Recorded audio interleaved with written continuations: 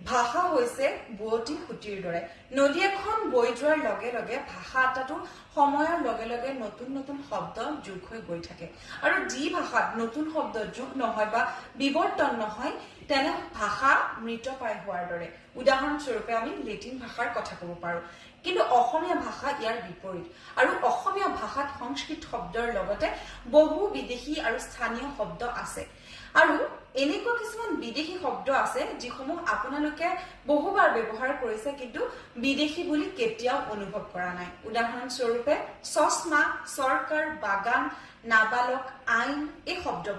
শব্দবোৰ আপোনালোকে ইমানেই অসমীয়া ভাষাৰ লগত মিলি গৈছে যে সেইসমূহ বিদেশী বুলি ভাবিবৰ কোনো উপায় নাই অসমীয়া সাহিত্যটো সেই শব্দসমূহক দেখিবলৈ পোৱা যায় এনেকুৱা যদি শব্দ জানে আপোনালোকে কমেন্ট বক্সত জনাব